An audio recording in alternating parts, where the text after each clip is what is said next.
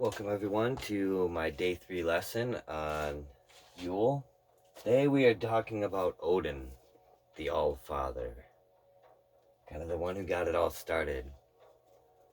First off, in the beginning was the giant Ymir, and he was a cruel and awful giant, and from him came many other giants, and as well as 3 sons, Odin, Vili, and Vi, and they hated this giant, and essentially they killed him and destroyed him, Odin with his 2 brothers, and created the 9 worlds out of him, created the sky out of his brains, and his eyes they threw in his stars, and his bones make the mountains. He's one of the oldest and the supreme deity in the Norse pantheon. He goes by many names: Allfather, Altrid, Balig, Biflidi, Baileg, Bolverk, Farmaguth, Farmantir, Father of Armies, Father of the Slain, Fjolnir, Fjolsvith, Gangvari, Gerd, Glopsith, Grimnir, Gondlir, Gangaguth, Haptaguth, Harbart, Helvindi, Herer, Hertith, Hjelmberry, Nikuth, Proptatir, Yulk, Kjoller, Nikus, Omi, Oski, Sath, Sangatal, Sithot, Siskeg, Sigfoth, Skilving, Swafnir, Svithrir, Svipval, Thek, Valfather, Glad of War, Spear Thruster, Father of Battle, Hooded One, Wanderer, Broadhat, Greybeard, Staffbearer, Skyfather. Odin has as many names as lands as he has visited and places that call out to him. He is leader of the race of the Aesir, the main gods of our pantheon. He's called Allfather for his father of all gods. Odin is also called Valfather because those warriors who honorably die in battle become his adopted sons. Their souls are led to him into the hall of the slain in Valhalla. They're taken up by the Valkyrie into his golden hall. He's therefore revered as a god of death and often appears in the battlefield clothed in a cloak. His warlike characteristics are reflected in the many attributive names: Glad of War, Spear Thruster, and Father of Battle. He's often depicted as a wise old man and a wanderer. For that reason he has many names which reflect his appearance as a traveler: the Hooded One, the Wanderer, Broadhat, Greybeard, and Staffbearer. He's often called the Skyfather. Although he does not hold dominion over the earth and sky, he can change shape into the form of an eagle, a bird usually associated with the sky through our culture. When Odin went to obtain the meat of inspiration, he is said to have flown in the shape of an eagle, greeted by a Valkyrie with a chalice. Odin is sometimes depicted as the eagle that sits upon the Yggdrasil tree, his throne, looking down on the world. Along with Odin's personal attributes, he's also the keeper of magical treasures which provide him aid in battle. He possesses a magical spear called Gungnir. When wielded in combat, it never ceases to slay the enemy, never misses its mark. This mighty weapon was given to Odin as a gift from the trickster god Loki as part of his plan to stir up warfare. Among other magical objects, Odin possesses a golden ring called Draupnir. This arm ring was crafted by the dwarves along with the spear Gungnir. Draupnir drops 8 identical rings every 9th evening. Odin holds guardianship of a magical eight-legged horse, Sleipnir. This great steed can journey on both land and sea and carry Odin to the land of the dead and back to his dwelling place in Asgard. The bodies of dead warriors are often transported on Sleipnir back to Odin's hall in Valhalla. Odin also rides Sleipnir during the wild hunt, which happens now during Yule.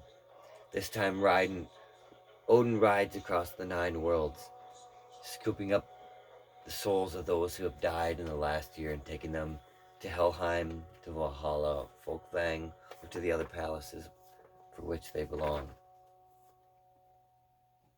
Odin also has 2 ravens that serve him as messengers and extend his vision.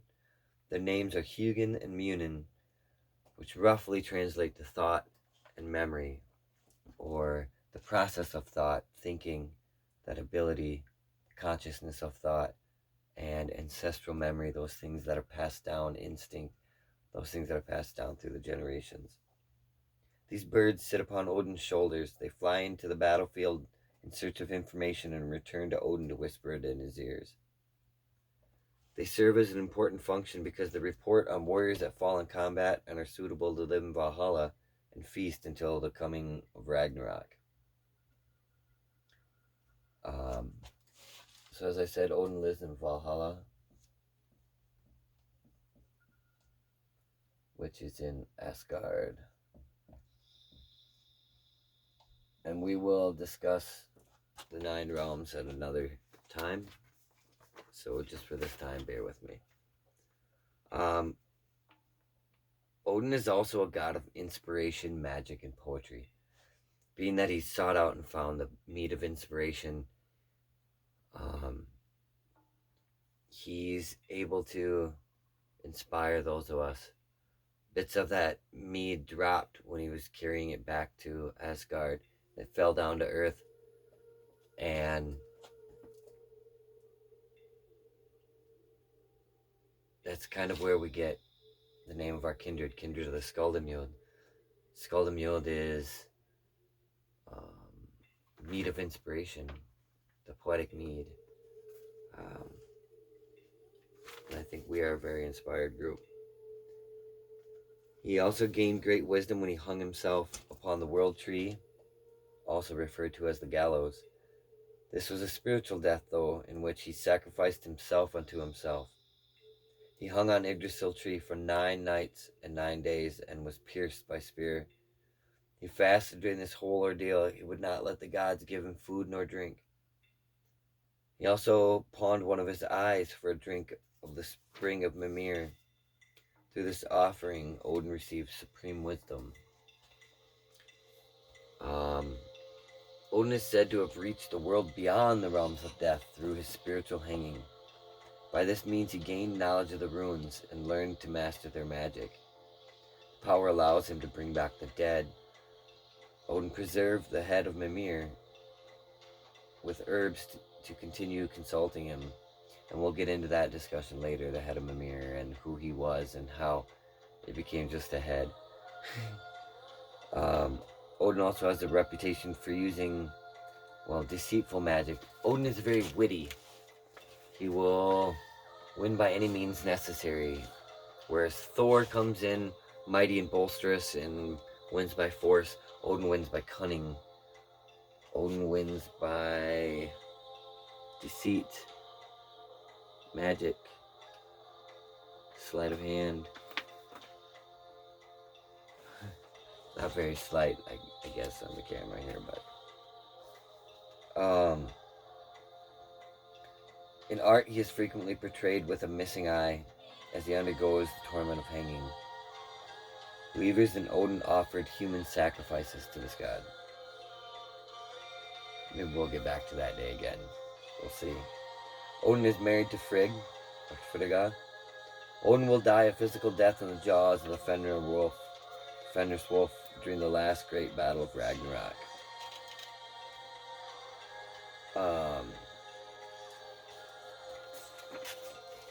Odin is the most important god. Alpha. He We're all descended from him. A race of man. The Aryans were descended from Odinn. And not to make it a racist thing, but we are his chosen people, just like other chosen people were chosen by their gods. We were chosen by ours. And with Odinn as my patron god, my father and my guide, I praise him every day. But I ask you today on Yule to honor and praise Odinn. All the wisdom, inspiration, wit, and overall knowledge of your surroundings. And we become better men. Hail Odinn, Odin, Balder, Frey, Thor. Hail Kindred.